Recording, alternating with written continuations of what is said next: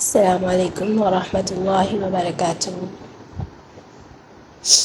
الحمد للہ وکفا وسلام علی عباد الذی اصطفیٰ نحمدہ صلی علی رسولہ الکریم اما بعد فاعوذ باللہ من الشیطان الرجیم بسم اللہ الرحمن الرحیم رب زدنی علما رب زدنی علما رب زدنی علما رب اشرح لی صدری ویسر لی امری واحلل عقدۃ من لسانی یفقہوا قولی رب یسر ولا تعسر وتمم بالخیر وبک نستعین۔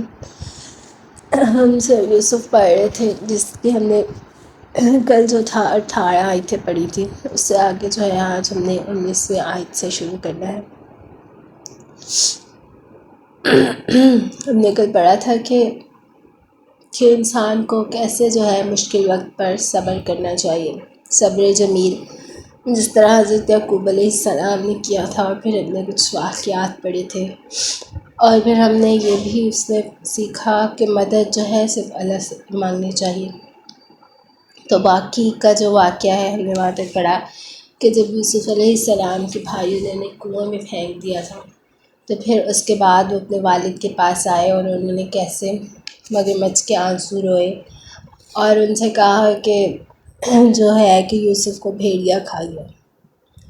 تو اب ایک طرف تو ان کے بھائیوں کا معاملہ تھا، اور اگلی آیات میں جو ہے وہ اللہ تعالیٰ جو بیان فرما رہے ہیں وہ یوسف علیہ السلام کا معاملہ ہے کہ انہوں نے اس وقت ان کے اوپر کیا گزری تھی اور ان کے ساتھ کیا ہوا تھا۔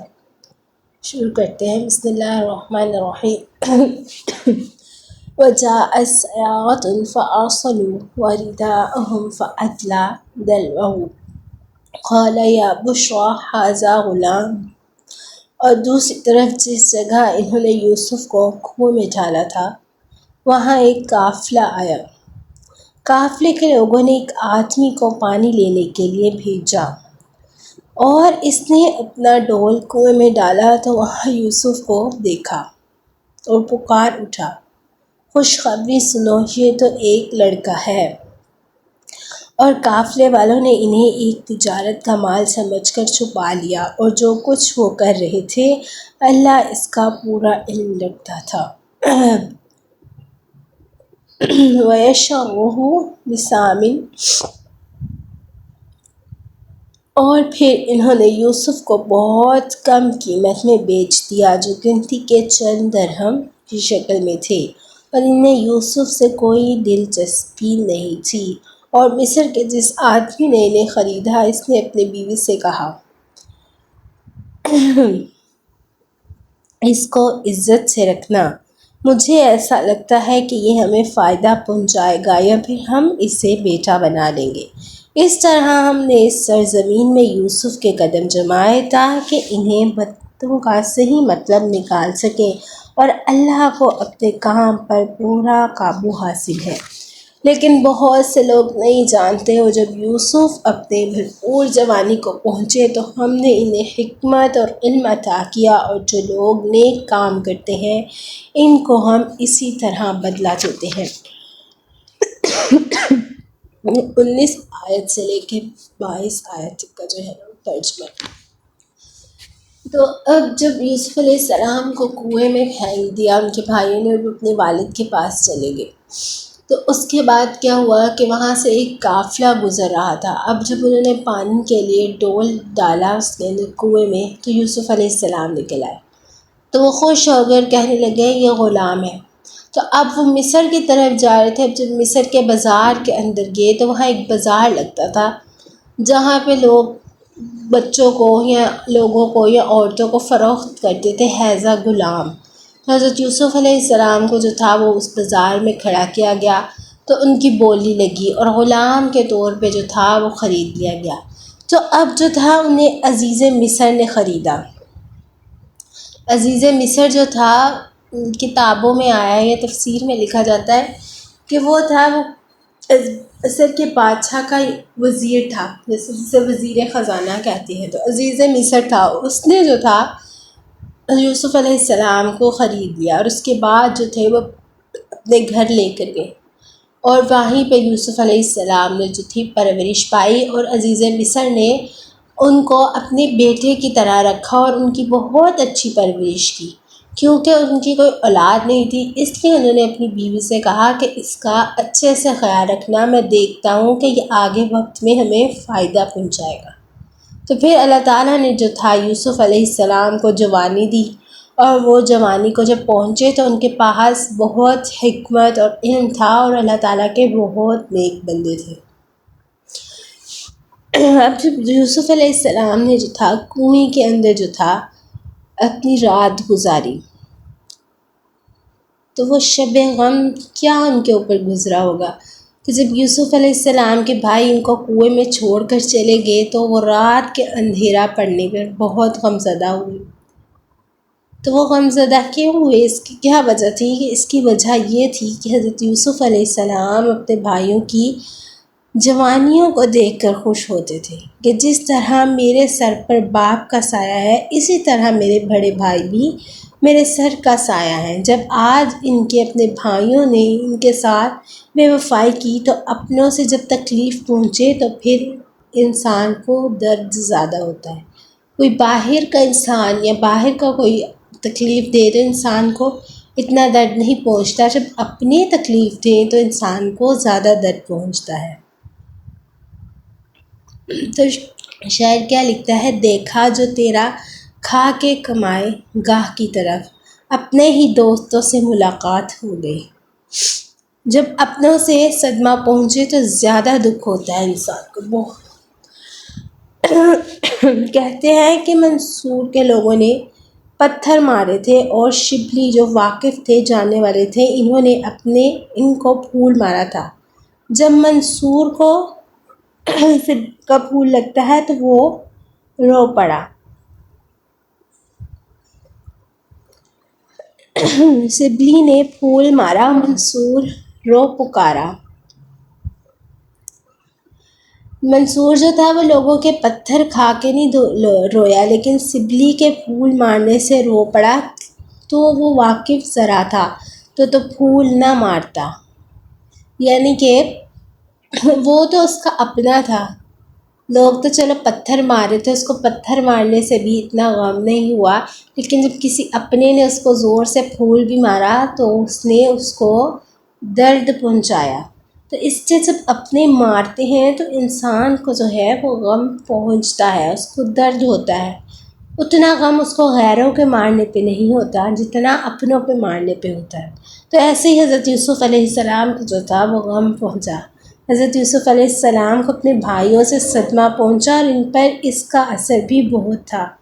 اب ذرا یہاں پہ ایک سوچیں کہ چھوٹی سی عمر تھی حضرت یوسف علیہ السلام کی، کنویں میں ہے، اوپر سے اندھیرا ہے، ان کو اتنی مایوسی ہو گئی کہ ان کی بھوک پیاس کتنا ستا رہی ہوگی کہ ایک چھوٹا سا بچہ ہو اور اوپر سے اس کو اندھیرے کنویں میں جنگل میں کوئی چھوڑ آئے اور پوری رات وہ وہاں گزارے اور بھوکا پیاسا بھی ہو، تو اس کا وقت کیسے گزر رہا ہوگا۔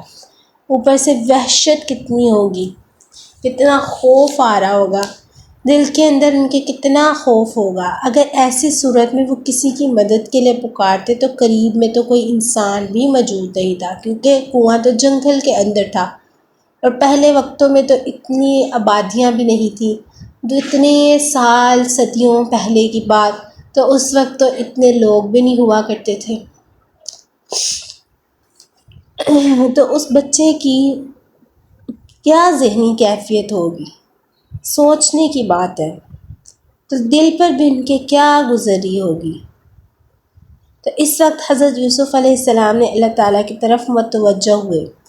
یہاں پہ ایک بات یاد رکھنے کی ہے کہ جہاں انسان کی کوئی مدد نہیں کر سکتا وہاں پر اللہ تعالیٰ اپنے بندے کی مدد کرتا ہے، اس لیے بندے کو اللہ رب العزت کی طرف ہی متوجہ ہونا چاہیے۔ حضرت یوسف علیہ السلام نے وہاں دعا کی کہ ان کی دعائیں بڑی قیمتی ہیں۔ حدیث میں بھی وہ دعائیں آئی ہیں اور اللہ کے حبیب صلی اللہ علیہ وآلہ وسلم نے ان کی تصدیق بھی فرمائی ہے کہ یہ اللہ کے نیک بندے کی مانگی ہوئی دعائیں ہیں، یہ قبولیت والی دعائیں ہیں، لہٰذا یہ دعائیں مانگی جائیں اور مانگا کرو۔ آج بھی جب کچھ لوگ مصیبتوں کے اندھیرے میں کنویں میں گر جاتے ہیں یا پھر کسی وجہ سے راستہ بھٹک جاتے ہیں، گھر کے حالات اندھے کنویں کی طرح بن جاتے ہیں، نکلنے کی کوئی امید نہیں ہوتی، تو اب اس اندھے کنویں سے کیسے نکلیں؟ کیونکہ حضرت یوسف علیہ السلام کی دعائیں ان کے بھی کام آ سکتی ہیں۔ ان دعاؤں کو جو ہے حدیث مبارکہ میں ذکر کیا گیا ہے، جیسے کہ ایک مثال ہے کہ ابن عمر رضی اللہ تعالی عنہ سے روایت ہے کہ نبی علیہ الصلاۃ والسلام نے فرمایا، لما القی یوسف فی الجب اتاہ جبرائیل علیہ السلام فقال یا غلام من القاک فی هذه الجب قال اخوتی قال ولما قال لمودتی ابی اجا حسدنی قال تريد خرجك من هنا قال ذلك إلى آل یعقوب۔ ترجمہ اس کا کچھ ایسے ہوگا کہ حضرت یوسف علیہ السلام کو کنویں کے اندر ڈالا گیا تو ان کے پاس جبریل آئے۔ انہوں نے پوچھا، اے لڑکے تجھے اس کنویں میں کس نے ڈالا؟ تو انہوں نے فرمایا میرے بھائیوں نے۔ جبریل علیہ السلام نے پھر پوچھا کنویں میں ڈالا کس نے تمہیں ڈالا، کیوں ڈالا؟ تو فرمانے لگے میرے والد گرامی کو مجھ سے محبت تھی اور ان کو حسد ہوا۔ پھر جبریل علیہ السلام نے پوچھا کیا تم اس کنویں میں سے نکلنا چاہتے ہو؟ تو فرمایا یہ تو یعقوب علیہ السلام کے معبود کی مرضی ہے۔ اللہ اکبر! کیا اللہ تعالیٰ کی طرف ان کا رجوع تھا۔ جبرائیل امین آ کر پوچھ رہے ہیں کہ اس کنویں سے نکلنا چاہتے ہو، تو وہ آگے سے فرماتے ہیں یہ تو یعقوب علیہ السلام کے معبود کی مرضی ہے، کیونکہ اس وقت اللہ تعالیٰ کے نبی تھے، وقت کے نبی حضرت یعقوب علیہ السلام تھے۔ جبرائیل علیہ السلام انبیاء کی مدد کرنے پر امور ہے اور ان کی ڈیوٹی ہے کہ چنانچہ انہوں نے اس وقت حضرت یوسف علیہ السلام سے کہا کہ آپ یہ دعا مانگیں۔ دعا کیا ہے؟ اللہم انی اسألک باسمک المنکور منخذو یا بدیع السماوات والارض یا ذو الجلال والاکرام ان تغفر لی وترحمنی وان تجعل من امری فرجا ومخرجا وان ترزقنی من حیث لا احتسب۔ کیا خوبصورت دعا ہے۔ ہاں جی یہ میں ادھر شو کروا دیتی ہوں، ٹھیک ہے میں بتا دیتی ہوں۔ حضرت یوسف علیہ السلام نے دعا مانگی، پھر اس کا فائدہ کیا ہوا کہ نبی علیہ السلام نے ارشاد فرمایا فَجَعَلَ اللَّهُ تَعَالَى لَهُ مِنْ أَمْرِهِ فَرَجًا وَمَخْرَجًا وَرَزَقَهُ مُلْكَ مِصْرَ مِنْ حَيْثُ لَا يَحْتَسِبُ، کہ اللہ تعالیٰ نے ان کے لیے معاملے کو کھول بھی دیا اور مخرج بھی بنا دی، لیکن راستہ بھی بنا دیا، اور اللہ نے اس دعا کے بدلے مصر کے ملک کی بادشاہی دی جو ان کے گمان میں بھی نہیں تھی۔ چونکہ دعا مانگنی تھی کہ جو میں گمان کرتا ہوں وہ بھی دے اور جو گمان نہیں کرتا وہ بھی دے، اس لیے اللہ تعالیٰ نے ان کو مصر کے ملک کا بادشاہ دے دی جو ان کے وہم و گمان میں بھی نہیں تھی۔ نبی علیہ السلام نے ارشاد فرمایا تم بھی اس دعا کو مانگنے کی عادت بناؤ، یہ اللہ کے مقبول بندوں کی مانگی ہوئی دعا ہے۔ کیا دعا ہے؟ اللہم انی اسألک باسمک المنکور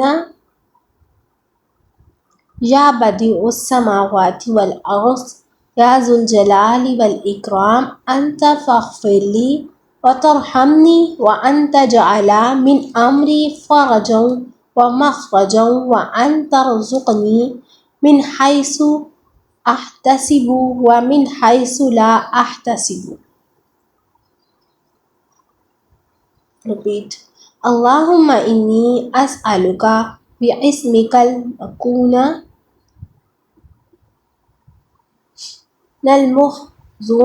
یا بدیع السماوات والارض یا ذو الجلال والاکرام انت فاغفر لی وترحمنی وانت جعل من امری فرجا ومخرجا وان ترزقنی من حیث احتسب ومن حیث لا احتسب. جی یہ میں شو کروا یہاں پہ اس پہ شو کروا دیتے ہیں پروجیکٹر پہ. جی اس کے بعد نبی علیہ الصلاۃ والسلام نے بتایا کہ اللہ کے مقبول بندے کی مانگی ہوئی دعا ہے، اور اس کی وجہ سے اللہ تعالیٰ نے ان کو اندھے کنویں سے نکال دیا. کہ جب انہوں نے دعا مانگی تو اللہ نے ان کو شاہد بھی دی، اور ایسا کنواں جہاں پہ کسی کا آنا جانا بھی نہیں تھا، اور اللہ نے وہاں سے قافلے کو گزار دیا اور ان کو وہاں سے نکال دیا. اگر ہم بھی آج اس دعا کو پڑھیں گے تو کیا اللہ تعالیٰ ہمیں حالات کے اندھے کنویں سے نکالیں گے؟ ہمیں بھی چاہیے کہ ہم اللہ تعالیٰ کی ذات پر توکل رکھیں اور حالات کے مناسبت سے دعا کو پڑھیں اور دیکھیں کہ اللہ تعالیٰ کی مدد کیسے اترتی ہے. تو انشاءاللہ اللہ تعالیٰ ضرور مدد کریں گے. جب انسان دل سے سچے دل سے اللہ سے کوئی دعا مانگتا ہے، اللہ تعالیٰ جو ہے اس کو ضرور سنتے ہیں. تو پھر حدیث پاک میں ایک اور جگہ ہے کہ جبریل امین نے حضرت یوسف علیہ السلام کو ایک اور بھی دعا سکھائی تھی. وہ کیا ہے؟ اللہم یا کاشف کل قربۃ و یا مجیب کل دعوۃ و یا جبار کل کثیر و یا مصیر لا یعقون لی ہم ولا ذکری غیرک ان تحفظنی وترحمنی یا ارحم الراحمین.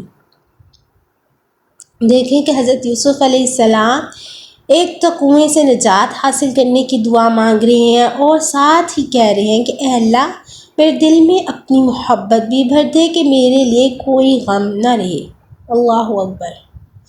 تو ایک اور حدیث میں ہے کہ انہوں نے دعا مانگی یا الہی ابراہیم و اسحاق و یعقوب ارحمنی ضعفنی وکلاتہ حلتی راصغیری. اے ابراہیم اور اسحاق علیہ السلام اور یعقوب علیہ السلام کے پروردگار، میری کمزوری پر رحم فرما، میرے اسباب کی قلت پر رحم فرما، اور میری چھوٹی عمر پر رحم فرما. تو اللہ تعالیٰ کو اپنی طرف متوجہ کیا انہوں نے، اور کیا اللہ تعالیٰ سے کتنے خوبصورت الفاظوں میں جو تھا انہوں نے دعا مانگی. تو حضرت یوسف علیہ السلام نے دعا مانگی تو اللہ تعالیٰ نے ان کی جو تھی دعا کو قبول کیا.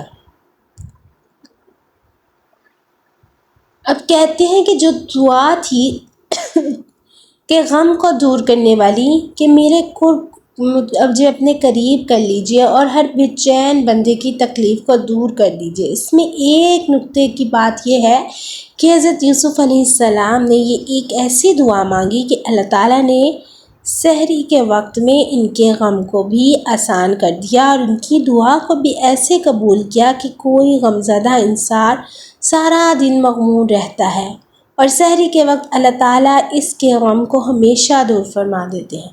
چنانچہ اب یہاں پہ دیکھنے کی بات یہ ہے کہ کوئی بھی بندہ سارا دن روتا رہا ہے، جب سحری کا وقت آیا تو اس کے دل کو بھی تسلی ہو گئی. انسان کی بیماری سارا دن زوروں پہ تھی. اب کوئی انسان ہسپتال میں جا کر ڈاکٹر کے پاس گیا ہے کہ سحری یا فجر کے وقت میں مریض کی حالت جو تھی ہمیشہ بہتر ہو جایا کرتی تھی.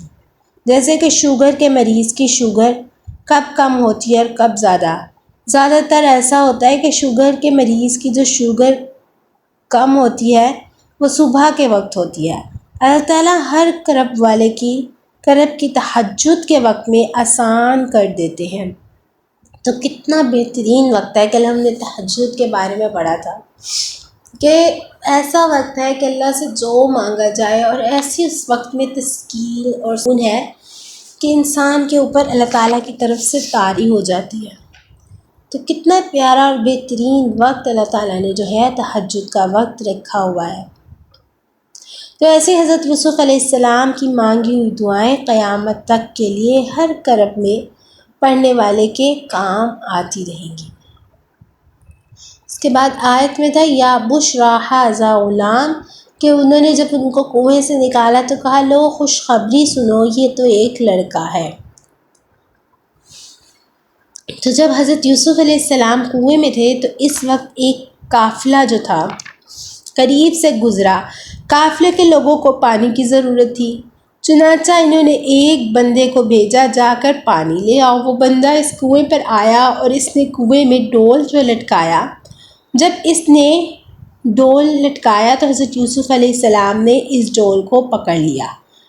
جب اس نے ڈول کو کھینچا تو ڈول کے ساتھ حضرت یوسف علیہ السلام بھی باہر نکل آئے، اور وہ بڑا خوش ہوا کہ اتنا خوبصورت بچہ، اس نے سوچا کہ ہم تجارت کا مال تو لے جا ہی رہے ہیں، اس کو بھی ساتھ لے جاتے ہیں، وہاں اس کو بھی غلام بنا کے بیچیں گے اور ہم زیادہ نفع حاصل ہوگا۔ چنانچہ اس نے قافلے والوں سے کہا یا بشریٰ ھذا غلام، لو خوشخبری سنو، یہ تو ایک لڑکا ہے۔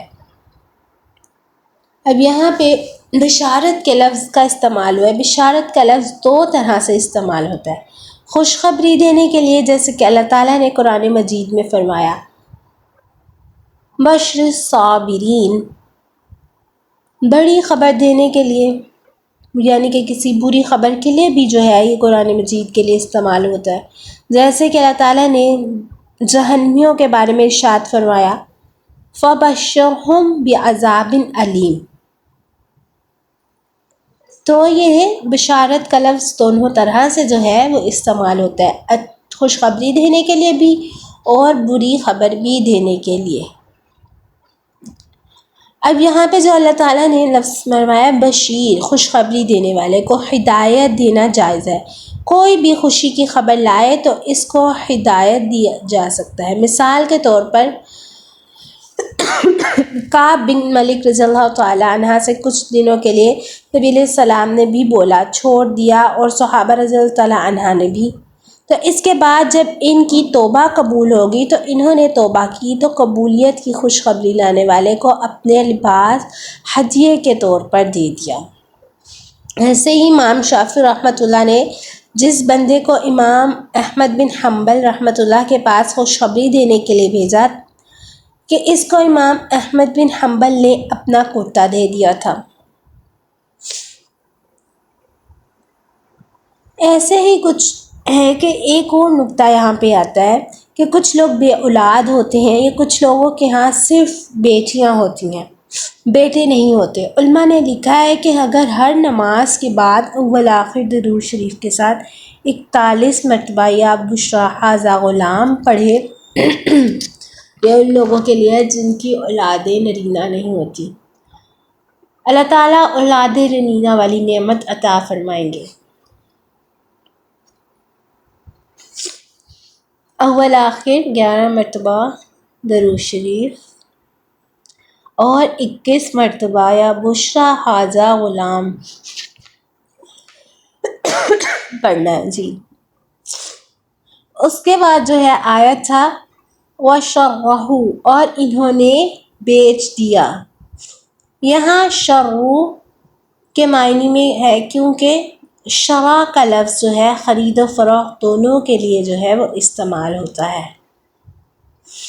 آزاد بندے کو بیچنا حرام ہے، مگر وہ لوگ تجارت کرتے تھے، وہ چاہتے تھے کہ ہم اس بچے کو بیچ دیں گے۔ اور یہاں پہ کہ قافلے والے نے حضرت یوسف علیہ السلام کو چند کوٹے سکون کے بدلے بیچ دیا تھا۔ اب یہاں سے اندازہ کیجئے کہ حضرت یوسف علیہ السلام کتنے خوبصورت تھے، اور اس وقت ان کی عمر بھی ایسی تھی کہ اس عمر میں خوبصورتی زیادہ ہوتی ہے۔ اس کے باوجود ان کی قیمت لگی چند کوٹے، اس وقت کے جو کچھ روپے تھے وہ۔ مفسرین یہاں ایک نکتہ لکھتے ہیں اور بیان کرتے ہیں، جو نکتہ کیا ہے کہ وہ فرماتے ہیں کہ اللہ تعالیٰ سمجھانا چاہتے تھے کہ حسن ظاہر کی قیمت ہمارے نزدیک چند روپیوں کے ہیں، تھوڑے سے پیسے جیسے، اس کے سوا کچھ نہیں۔ حسن ظاہر کے پیچھے ایمان برباد کرنے والوں، تم چند کوٹھے سکون کی متاع کے پیچھے اپنے رب کو ناراض کرتے نہ پھرو۔ جیسے کہ آج دنیا میں حسن کے پیچھے لوگ بھاگتے ہیں، چند روپیوں کے پیچھے بھاگتے ہیں، تو ظاہری حسن کچھ نہیں، اصل حسن جو ہے وہ انسان کا ایمان ہے۔ اس لیے کہ اس ظاہر کی خوبصورتی کی اللہ کے ہاں کوئی ویلیو نہیں۔ جیسے کہ حضرت بلال رضی اللہ تعالیٰ عنہ کو ہم دیکھتے ہیں، ان کی سیرت کو دیکھتے ہیں کہ کیا تھا ان کی سیرت جب پڑھتے ہیں، اور ان کی صورت کیا تھی کہ رنگ کالا تھا، ہونٹ موٹے، شکل انوکھی، مگر اللہ کے ہاں اتنے مقبول تھے کہ نبی علیہ السلام معراج پر جاتے ہیں تو بلال رضی اللہ تعالیٰ عنہ کے قدموں کی آواز جو تھا وہ جنت میں سنتے ہیں۔ سبحان اللہ، کہ اصل انسان کی خوبصورتی اس کا ایمان ہے، اس کا ظاہری خوبصورتی کوئی معنی نہیں رکھتی۔ اب ہم دیکھتے ہیں کہ غیر مسلم لوگوں کو دیکھ لیتے ہیں، ٹھیک ہے، ہم کچھ ایسے لوگ ہوتے ہیں جو بہت خوبصورت لگ رہے ہوتے ہیں لیکن ان کے پاس ایمان نہیں ہوتا، وہ ایمان کی دولت سے خالی ہوتے ہیں۔ تو یہاں پہ بات سمجھانے کی یہ ہے کہ اللہ کے نزدیک انسان کی ظاہری خوبصورتی نہیں ہے، اس کے ایمان کی خوبصورتی ہے۔ حالانکہ یوسف علیہ السلام دنیا کے مردوں میں سب سے خوبصورت مرد تھے، اللہ نے ان کو اتنا حسن دیا تھا، لیکن ان کا باہر کا حسن کوئی معنی نہیں رکھتا تھا۔ اصل میں ان کا ایمان کا حسن جو تھا وہ اللہ کے نزدیک معنی رکھتا تھا۔ تو پھر اس کے بعد جو تھا انہوں نے محل میں پرورش پائی۔ عزیز مصر جس نے حضرت یوسف علیہ السلام کو خریدا تھا، اس نے اپنی بیوی سے کہا کہ اس کی اچھی خبر گیری کرو اور اس کی اچھی پرورش کرو، اس کا خوب خیال رکھو۔ دراصل اللہ تعالیٰ یہ چاہتے تھے کہ حضرت یوسف علیہ السلام یہاں کا اچھا خیال رکھا جائے اور محل کے اندر ہی پلے، تاکہ ان کے اندر جذبہ اور وفا اور شکر گزاری آئے۔ یہ ایک حقیقت ہے کہ جو احسان کرتا ہے دوسرے بندے کا دل بھی اس کے ساتھ وفا کا جذبہ رکھتا ہے۔ اس وفا کو پیدا کرنے کے لیے اللہ کریم نے اپنے پیارے یوسف علیہ السلام کو محل میں رکھا اور عزیز مصر نے ان کے بارے میں کہا کہ ان کا خوب خیال رکھنا۔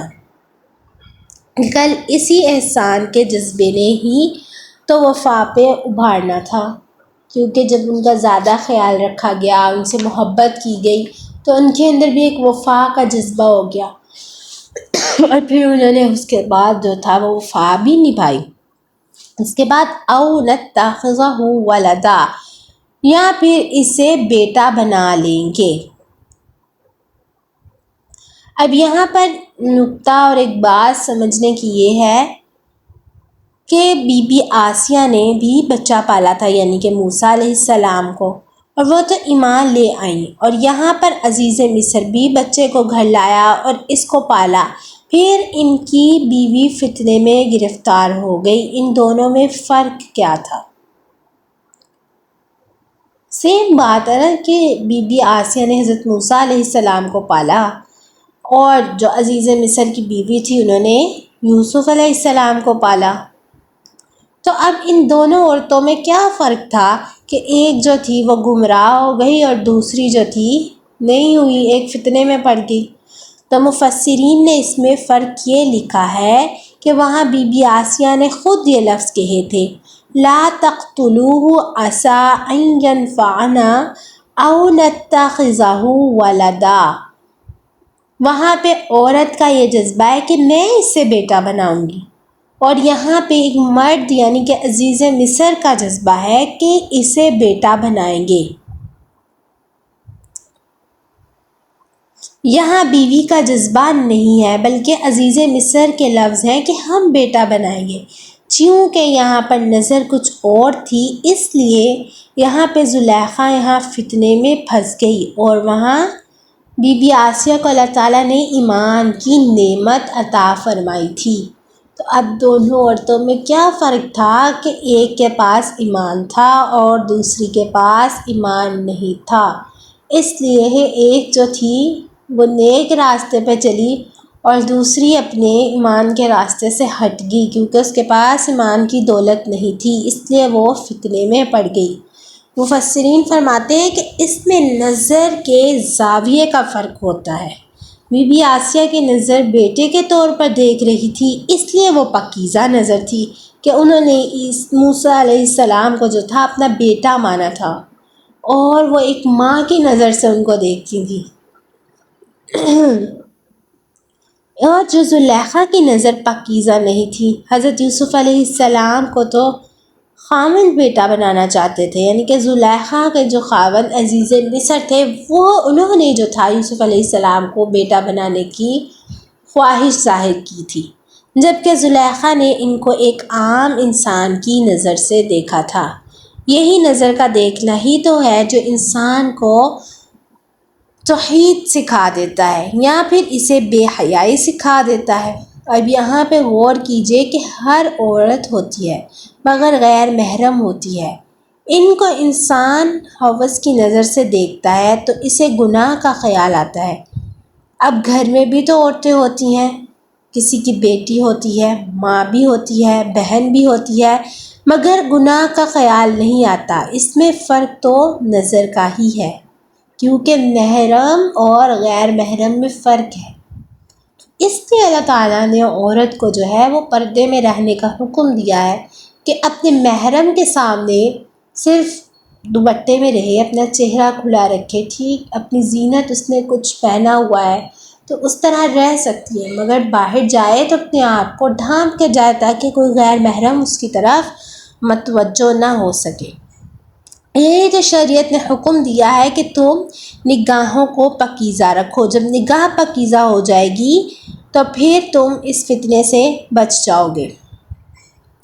جو آج کے دور میں نہ مردوں کی نگاہیں صاف ہیں اور نہ ہی عورتوں کی نگاہیں، اگر اللہ تعالیٰ نے عورتوں کو پردے کا حکم دیا تو اس کے ساتھ ساتھ اللہ نے مردوں کو نگاہوں کے پردے کا حکم دیا، مگر نہ تو آج کے دور کی عورت اپنے آپ کو سنبھالتی ہے اور نہ پردہ کرتی ہے، اور نہ ہی آج کے دور کے مرد کی آنکھیں، اس کی نگاہیں صاف ہیں۔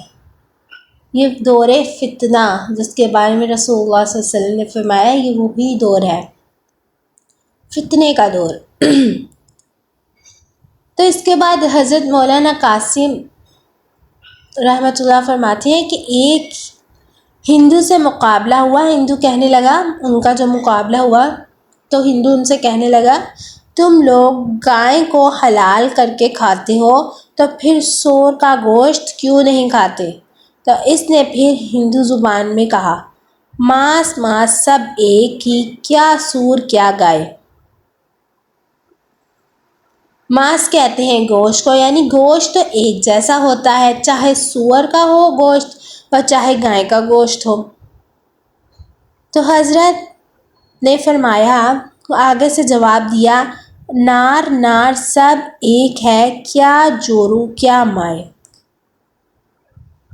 نر نر سب ایک ہے، کیا جورو کیا مائے۔ پھر عورتیں سب عورتیں ہیں، تمہاری بیوی بھی عورت ہے اور تمہاری ماں بھی عورت ہے۔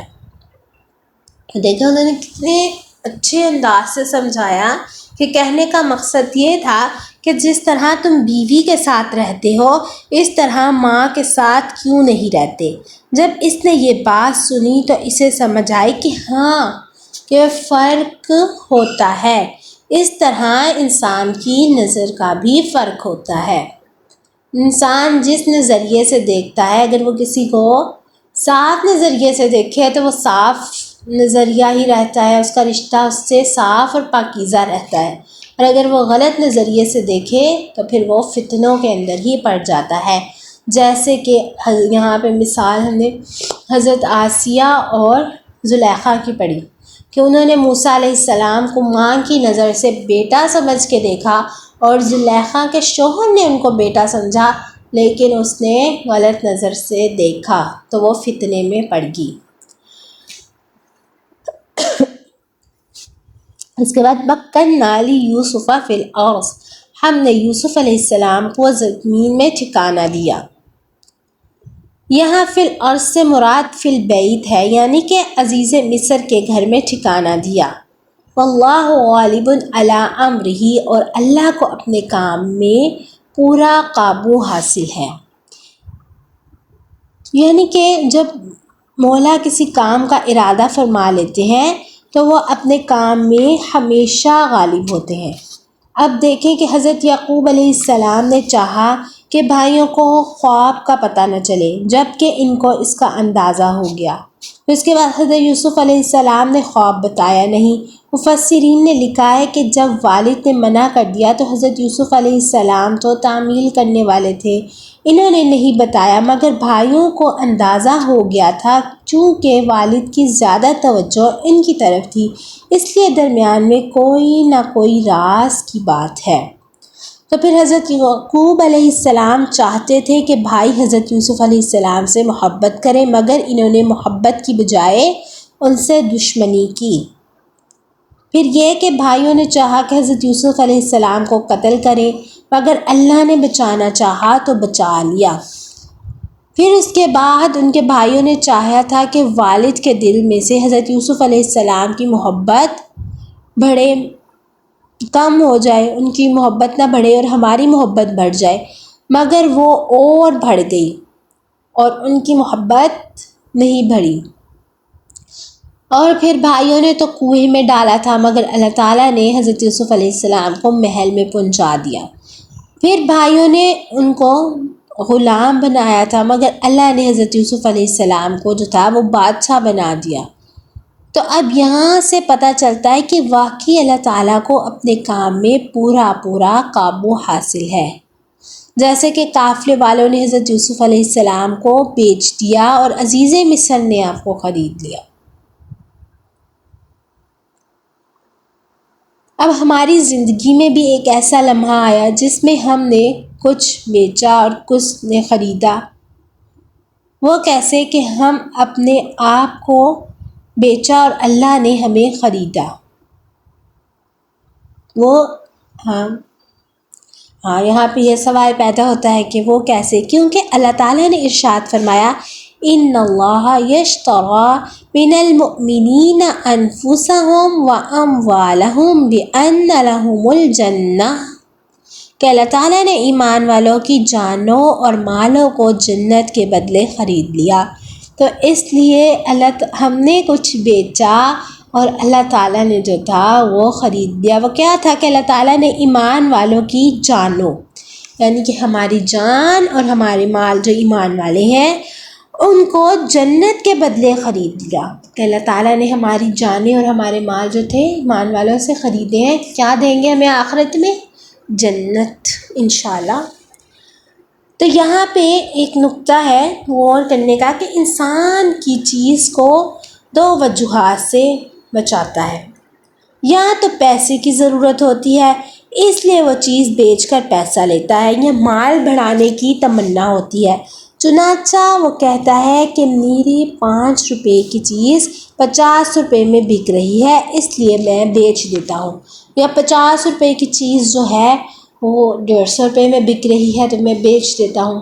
تو اللہ تعالیٰ کے لیے یہ دونوں صورتیں ممکن نہیں، اس لیے اللہ تعالیٰ نے یہ نہیں فرمایا کہ میں نے مومن کی جان اور مال کے بدلے جنت کو بیچ دیا، کیونکہ جنت کو بیچنے میں نہ تو اللہ تعالیٰ کو اس کی ضرورت ہے اور نہ ہی اللہ کے خزانے بھر سکتے ہیں۔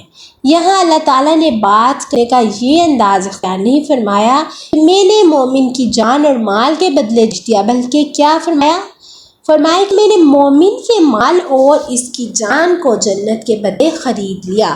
اس لیے مومن تو بکا ہوا ہے، مگر بکے ہوئے کس کے ہاتھ پر ہے؟ اللہ کے ہاتھ پر۔ تو یہ بڑی عجیب بات ہے کہ یہاں پہ انسان سامنے آتا ہے کہ انسان کا نفس اس کے جسم میں سب سے ادنا چیز ہے، اس لیے کہ خرابی کا جب انسان میں پیدا ہوتی ہے تو انسان کے نفس سے ہی پیدا ہوتی ہے۔ جیسے کہ نفس امارہ تو بہت خراب ہوتا ہے جب تک اصلاح نہ ہو، تو جو چیز سب سے ادنی تھی، جب اللہ نے اس کی قیمت جنت رکھی، تو پھر انسان کا دل جو جسم کا سب سے اعلیٰ جو ہے، اس انسان اللہ کے حوالے کر دے گا، تو پھر اس کا بدلہ کیا ملے گا؟ اس کی قیمت تو اونچی لگنی چاہیے۔ تو پھر چنانچہ مفسرین جو ہے بیان کرتے ہیں، جو بندہ اپنے دل اللہ تعالیٰ کے کو دے تو اس کو اس کی قیمت اللہ کے دیدار کی شکل میں ملے گی۔ سبحان اللہ، کوئی اور چیز اس کی قیمت ہو ہی نہیں سکتی بے شک۔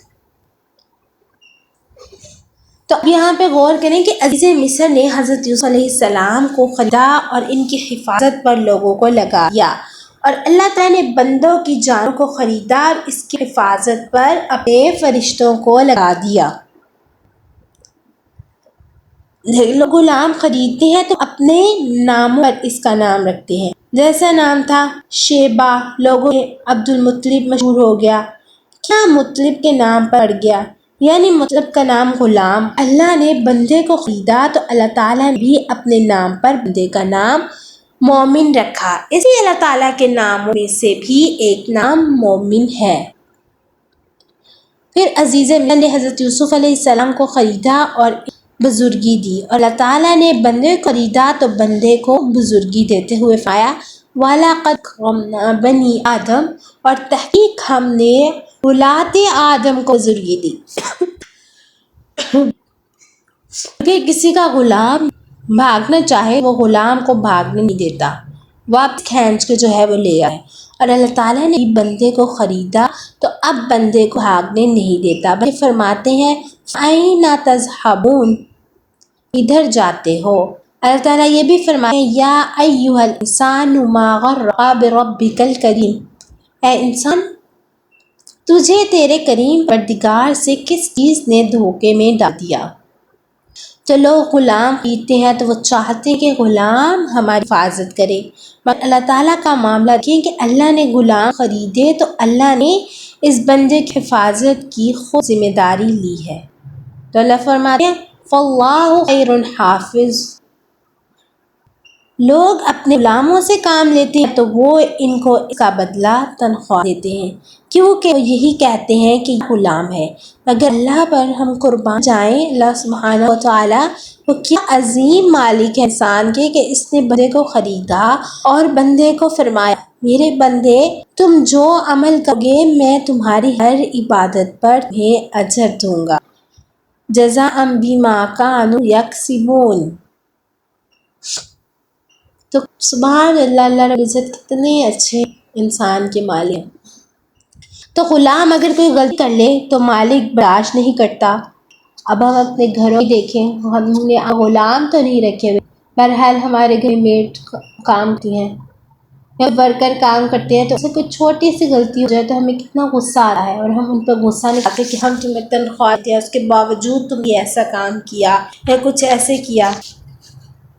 اس کو لوگوں کے سامنے کوئی بیٹھا ہو تو ہم اس کو جو ہے بول دیتے ہیں، ڈانٹ دیتے ہیں، ایک طرح کی اس کی رسوائی کرتے ہیں۔ تو ایسے ہی کوئی غلام ہوتا تھا وہ بھی اس کی رسوائی کرتا پہلے وقتوں میں۔ اگر اللہ کی عزت پر ہم قربان جائیں کہ اللہ تعالیٰ نے بھی غلام خریدے، مگر اللہ تعالیٰ اپنے بندے کے کبیرہ گناہوں کو خود بھی چھپا لیتے ہیں، باقی بندوں کو بھی اس کے سرکشی کا حکم فرماتے ہیں۔ یعنی کہ انسان اپنے غلاموں کے ساتھ کیا کرتا ہے کہ بظاہر ساروں کو بتاتا ہے اس کی گناہ، اس نے یہ کیا ہے، اس نے میرا فلاں کام خراب کر دیا، مگر انسان جو ہے اتنے کبیرہ گناہ کرتا ہے۔ سوچیں صغیرہ گناہ بھی ہے، ایسے گناہ کیوں ہیں ہر انسان نے جو صرف اللہ اور اس کے بیان ہے، لیکن اللہ نے کبھی اس کے گناہ ظاہر کیے؟ اللہ ہمیشہ اس کے گناہوں پہ پردہ ڈال لیتا ہے، اللہ خود تو پردہ ڈالتے ہیں۔ اللہ فرماتے ہیں یوم القیامہ، جس کسی مومن کی پردہ پوشی کرے گا اللہ قیامت کے دن اس کے گناہوں کی پردہ پوشی پائیں گے۔ کہ اب اگر انسان سے گناہ ہوا اور دوسرے انسان کو پتہ چل گیا تو ایک مومن دوسرے مومن کا گناہ چھپائے گا۔ اللہ نے کیا فرمایا کہ وہ چھپانے کا گناہ مجھے پتا ہے تو میں قیامت کے سب کے سامنے اس گناہوں کی پردہ پوشی کروں گا۔ تو کتنے رحیم مالک ہیں کہ وہ بندوں کے گناہ کیسے چھپا رہے ہیں، اور بندے کرتے ہیں اس کی نافرمانی کرتے ہیں۔ سوچیں یہ ہماری کتنی خوش نصیبی کی بات ہے کہ ہمیں اللہ تعالیٰ نے خریدا ہے، ہمیں کسی انسان نے نہیں کہ ہمارے رب نے ہمیں خریدا۔ ایک بزرگ تھے تو وہ کہتے کہ تو ایک غلام نے بندگی کھا دی۔ اس نے پوچھا وہ کیسے؟ کہنے لگے قحط کا وقت تھا، لوگ بہت کمزور اور پریشان ہو چکے تھے، میں نے غلام کو دیکھا جو بڑا تھا، اس کی صحت بھی اچھی تھی اور اس چہرے پر خوشی کے آثار بھی تھے۔ میں نے پوچھا بھائی سب لوگ قحط سے پریشان ہیں اور تو بڑا خوش باش اور صحت ہے، اس کی کیا وجہ ہے؟ اس کہا تمہیں پتہ نہیں میں کس مالک کا غلام ہوں؟ اس نے کہا نہیں۔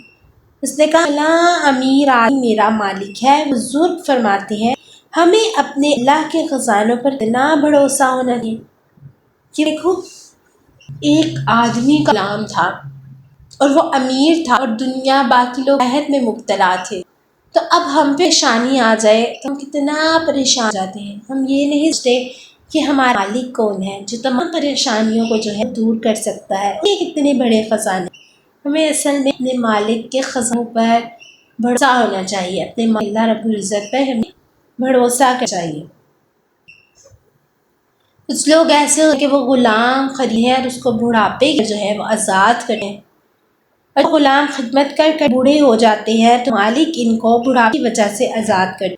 اس پر ایک شاعر نے کیا شعر کہا ہے، عربی کا شاعر ہے ان ملک اذا شت عبیدہم فی رقی تقاہم اتقہرا، کہ جب بادشاہ کا غلام خدمت کرتے کرتے بوڑھا ہوتا ہے تو وہ کی وجہ سے اور ساری زندگی کی خدمت کرنے کی وجہ سے اپنے غلام کو آزاد کرتا ہے۔